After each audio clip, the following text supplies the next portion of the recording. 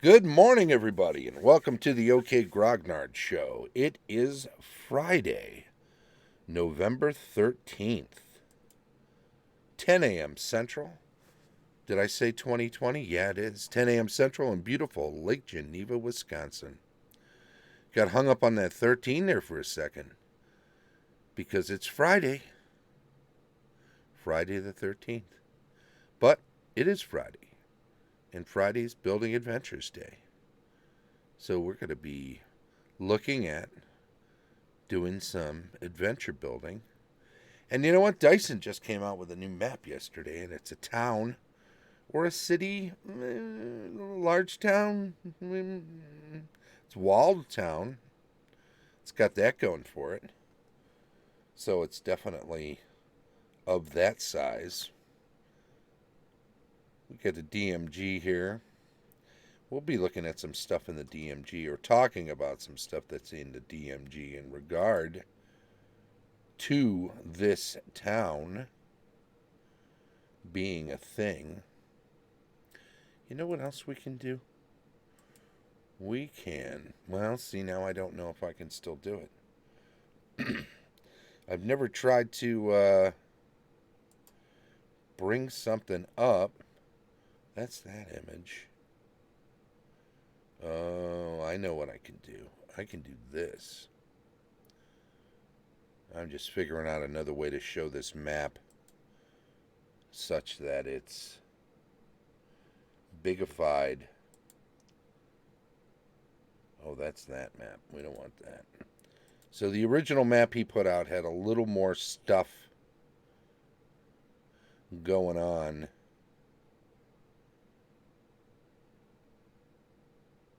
And his name was in a different place. So I guess actually, yeah, I could do this real quick because I want to show you what I did already with the map. So here's this. Here was the original map, right? He had his name off to the left. River was going, top to bottom or bottom to top, depending on how you decide it's flowing. Some tip off. One decision has to be something to do with this down the bottom. Over here, there's a mill. There's a water wheel. One can look here at the land on either side of the water wheel and suggest that the flow is one way or the other. So too, this here. If the flow backs up, let's say it's going in this direction. Well, no, let's not. Let's switch it over to the map I slightly modified because I chopped off some of this side and I moved his name over to this open space, right? I just wanted a tighter map. Let's full screen it now. Make it bigger so we can talk about it a little more. So here we are. Here's the water wheel. Now it's up top side. All right. I think it's true when building adventures that you've got to get your environment in your head early in the process. Let's say that. So if we're going to build an adventure in this town, or to be run when people come to this town, or to be a hook, a potential, even if we built this up just as a sandbox setting town, there would always be the possibility of stuff going on, adventure wise. So we have to know what's going on in this town. And if you don't know which way the river's flowing, that's a pretty key thing, right? So, what do we know? What do we know about rivers? There's this chunk of land here. Now, do we put the mill here because that land is there? And then sooner or later the town grows up around the mill? Or do they build this as a way of channeling water through this more rapidly so as to make the mill more effective? That is my gut, is that this was built to increase the productivity of the mill. That being the case, if you build this, if the river, right, stream, I don't know, it's a river. Let's say it's a pretty deep channel. If this is fairly consistently wide all along, and note, we don't have any jetties or piers that plunge into this water, which is to say they don't feel like they can launch boats into this, or well, they would, wouldn't they? One has to wonder too, if one can just come in on a flotilla and attack the town, what's the sense of the wall? So it may well be that this river, this water, that its level is significantly below ground level. You could have a 10-foot drop off down to the water. You could have a mill wheel that is way down below almost basement level for the mill itself, which would explain that. But if this is a really fast moving current, that would explain why we don't have a lot of launch points along here. If the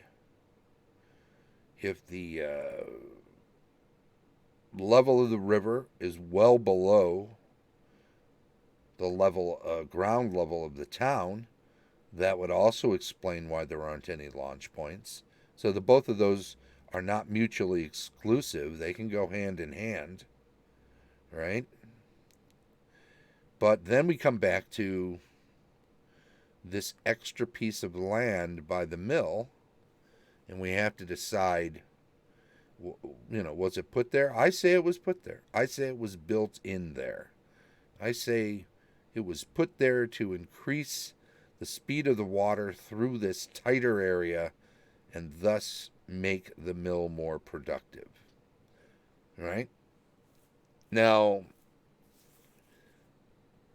the mill's only productive when its gears are locked in and the wheel is providing energy.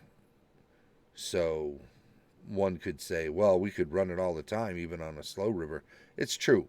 But if it's moving more quickly, it can provide even more energy and work to a higher capacity.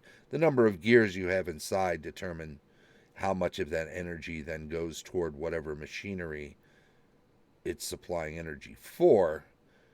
But you can't make things go that much faster inside if this is going slower outside.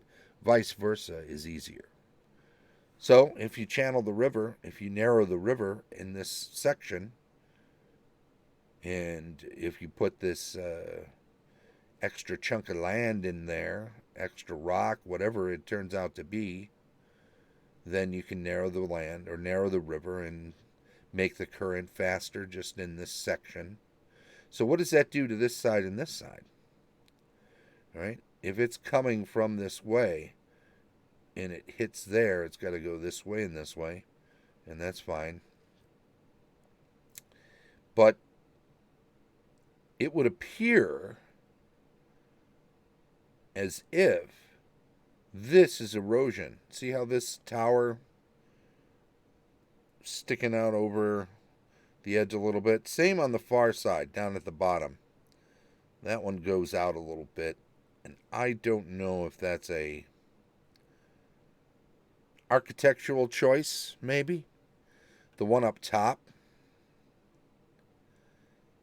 could be an erosion situation. And if that's the case, then the water's coming from the top and down, right? Because it gets backed up, so it starts to churn against, eat against this. When it narrows, it gets wider in front of it. And then once it gets on this side, Boom. Is that right? Does that make sense? Or is it the opposite? Is it get backed up here? That way it's up higher and then shoots through, and because it's shooting through more quickly, when it gets to the other side, it's eating away at. So that's a question. That's a question. I'm not 100% sure I know the answer to that. I'm gonna have to do a little looky on Google and do some searches for flow patterns of various narrow rivers, channel rivers, and figure out how they affect their shorelines when they have something like this extra chunk of land plopped down in the center of it. So we'll get there. We'll have a look at that. Let's look around the town. Let's see what sort of features we have to take advantage of if we're building an adventure in this town. Well, first and foremost, we've got a keep. We've got a keep right in the center. Notice the extra gables on these roofs, right? So we have more windows put in. So upper floors are in use, not just empty attic space, right? Is this an inner courtyard? Or is this a flat roof? What is this? I say this is probably a holding pen for horses, and this is probably a stable off to the one side over here. Although often the long buildings can be stables, but this can be used for other things, right? They're just filling in a space. You could have more buildings within here, and you can certainly take this map and modify it. You could grab a house from out here and turn it around and shove it right in there. Although I would probably tend to stick with buildings more like this, the one behind the building within the keep, because construction within the keep, the buildings within the keep should be constructed in a way that they're familiar to one another. What do we have outside? Well, look at this. Just we'll call it south. We'll call north up. Just south of the keep, we've got this rather prominent, obvious building here. Just inside the gate, I think we have a stable here, and it makes sense. You want to have this has its own wall, it seems, too. This is almost like that villa. If you've ever watched Don Quixote or similar era, where they'll have a gate into a villa which has everything you need inside, and it's protected from the surrounding countryside. So this could be a holdout from before the city walls were up, before the town walls existed, maybe even before the keep was here. But alternately, it could just be a military stable. It's protected because if somebody gets through the gate, or if we need people to rush out the gate to deal with something outside of the walls, then it needs to be nearby, right? What else do we have? I think on the outside here we have pasture land, which could be part and parcel of this interior inn. So maybe we keep the horses out here, but protected in here. I don't know. Just some options. But this here, just south of the keep, this looks temple-esque to me, right? And of all the buildings, if you just glance around the rest of the town here, of all the buildings, if you were going to pick one to act as a temple, I don't see others as prominent as this one. So I like the idea of choosing this to use as a temple. Notice the pathways. Let's have a look at that real quick. So we got pathways coming in and out of gates, across the bridge, through the keep, going to in and behind. Look at this off to the right. Up against the walls behind some buildings. So why do we go back there? Why aren't these just built up against the wall like these other ones? There's a question. But that presents us with some alleyway action, right? If that's a wall around this stable-like thing here, then we've got some alleyways, which makes for, and look here, we got some nice alleyways here in between all these others. Some of the buildings butt up against each other and use that sort of shared walled thing, but there's a lot of that. What's this little pavilion down the end here? This is something that can be used. The fact that they are built like a pavilion, right? More like a temporary structure, that they're at the end of a road, that they're between prominent towers, one for the keep and one for the wall, puts them right under the eye of a lot of things. But back to the river, too. So there might be something to do with that. Something useful, right? It's sweeping back down toward that temple area. Notice there's nothing built right up against the temple. Gives it a certain prominence, the fact that nobody's built close to it. Again, down here, we've got these little cul-de-sacs where we have multiple buildings. These little neighborhoods can be themed toward certain types of activities, whether it's the leather workers area. Okay, well, let's say there's a tannery right outside here, so there are leather workers here, cobblers, belt makers, or pouch makers, or various other specialist leather workers. You could say the Belt and Scabbard is the name of one place. You could give some other names to places that are more specific. And, recognize that putting them close to the tannery, which is outside, and I'll tell you what, if you're putting a tannery here, then yeah, we want the river flowing north to south here, because we don't want any of the stuff coming off of the tannery flowing into the town, because that would make this a noxious river. So I like the idea of keeping the tannery downriver but close to town, so that any of their pollutants will be flowing away from the town. So we got that covered. I'm going to look up this road. We go past the temple.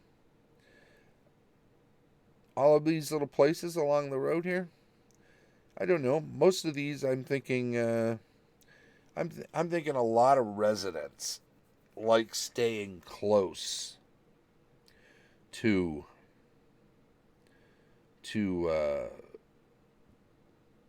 the keep.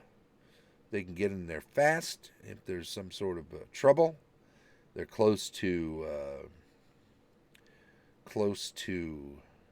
the temple for worship. They have a lot of options in that regard, and that's nice. This building here, near the bridge, this could be a little horse corral here.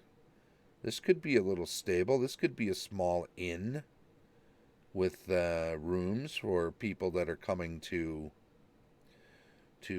entreat whoever is in charge, whatever noble is in charge that has this keep here. There need to be a number of temple or a number of inns close by, depending on the busyness, how busy this person is.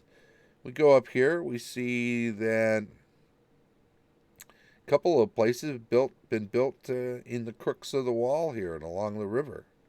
That's interesting. Let's say those would be good spots for net fishermen. If that water is not to the level of the shore and people aren't using boats to do any fishing in this river, then why wouldn't they use nets? Maybe these places are very close on the output after the stream, right? When the water past this past this extra land, when the water is sped up by the tightening of the river here, what comes out the other side is easier to catch, right? It's coming out fast. You throw those nets out here, I think you catch a fair number of river fish. Maybe they're stunned. Maybe they got bonked in the head by the water well. I don't know. Probably not a thing. Still, seems mean, huh? So we've got this here in the center to the left of the river on the west side of the bridge, the center thing. I don't want to call that a well. I want to say that there are wells periodically elsewhere in the town for each little neighborhood or area, and of course one within the keep. And I want to say that they're enclosed in buildings and regulated in some way. So I want to make this a statue, because there aren't a bunch of these, and you would need if this was the only well in this town, you'd still need more wells. One well this size is not going to be good enough for a town this size. So we have to assume that the wells are elsewhere, and we need to make this a statue or something else. I say it's a statue. I think it's good to have a statue there. Statue of whoever founded the town, maybe. I like that the trails, the roads, are ducking back against the wall. I like that as we go south here, that we're creating more alleyways. This is a little spread out, a little more spread out. Look on the north side of the river here. Look at how tight all of these are. And these gabled windows also suggest that these buildings are a lot taller. Now, does that suggest that these are well-to-do people? I don't think so. These are a lot tighter together than well-to-do people would probably want. You don't make gabled windows like that to get a nice view and then have it blocked off by all the rest of this. No. These are gabled windows to let the smell out of big tenement buildings. That's what I say. So I'm going to put this as the sort of downtrodden area, and that these buildings to the south end, which have some breathing room between them, these are going to be well-to-do people, although the really well-to-do people, I think, are going to be opposite, along the river, on the opposite side. I don't know about these so much. Just good, solid citizens. We've got a lot of buildings here. Anything that's near a road, these may need to be merchants of some kind. Anything that's on a road, on a gate. We've got a road going south, so if you come here to cross the river using the bridge, you're passing all of these buildings and then all of these buildings. Or you're passing all of these buildings and then all of these buildings. You aren't necessarily going up this way. And you're certainly not going back this way. So those are off the beaten track. But this way, not so much this way, get you through town, across the bridge, across the river, and on your way out of town in the other direction. These are good things. Hey, XL. Yep. So you want shops. You definitely want shops along the main thoroughfare that people would follow through town. So you can key more on residents on the byways, on the side streets, on the places that aren't on the main thoroughfare. What about these? These three big, long buildings. To me, they smack of warehouses rather than barracks or some other. To me, they smack of large storage facilities built. Now, we've seen this sort of thing at county fairs. Excel, back me up on this one. Where you've got these long buildings like this set up for the selling of animals, or for county fairs, the gauging, the assessing. We've got a whole building full of the best sheep. But these can be buildings built with pens. They can be animal warehousing for when livestock is brought into the city to be sold. They can be used throughout the year for various things, but there would be main times when it would be time to bring that stuff in before the slaughter. If so, then it probably would behoove us to call a couple of these buildings slaughterhouses, and maybe a couple of smaller ones for overflow. Suzelle, never heard of it. The buildings outside the gate might be overnight inn. Yep, we were talking about just that. We like this as an inn out here for sure. We like this as a potential tavern and stables with some room for outside for keeping of livestock or horses. Definitely near the gates, and also right outside the keep. We were looking at an inn as well. Yeah, I've got a tannery outside the city on the south that I've suggested already. You definitely need to sluice the blood and whatnot off. Yeah, you're catching up after we've already talked about a number of these things. Leather workers inside the gate near the tannery. That sort of thing is definitely what we're talking. But, we were talking about building adventures, and we were getting a feel for it. So we've kind of generalized about how we would set up this town. And now that we have, I think it behooves us to come back next week for a part 2 and take what we've discussed and decide how to fashion some adventure hooks. Adventures that can happen within the town. We don't do enough of that. We're always, you get your hook, you leave the town, you go to the dungeon. You get your hook, you leave your town, you go to the volcano. Wherever outside of the town. I think we need to create some hooks that would allow us to utilize this town and have adventures within the town. A la Thieves World, that sort of thing. So let's keep in that frame of mind. Let's get back to this next week since we're running out of time for this week. And XL809. We will get you on the list for our weekly. I don't think you'd been here. Yeah, I didn't have you on the list from previous show. Now you're on. So there you go. Thank you very much for popping in today. I appreciate it. And let me see. Turn that up. Yep. There we go. And I will be able to get rid of that map for now. And just say, hey, thanks everybody for coming out today. Appreciate you checking out the show. Checking out the ramblings as we look over a new map and discuss how best to use it. And I will also say,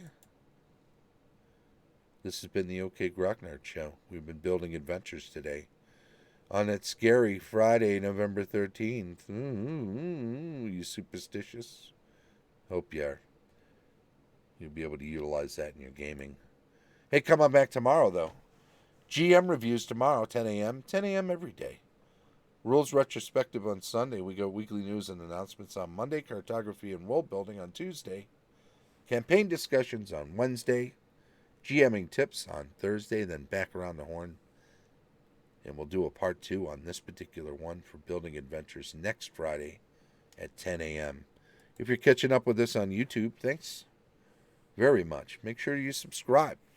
Give us a thumbs up on any videos that you watch if you like them, and feel free to leave some comments, constructive criticism, attaboys, warm fuzzies, those sort of things. We'd appreciate it.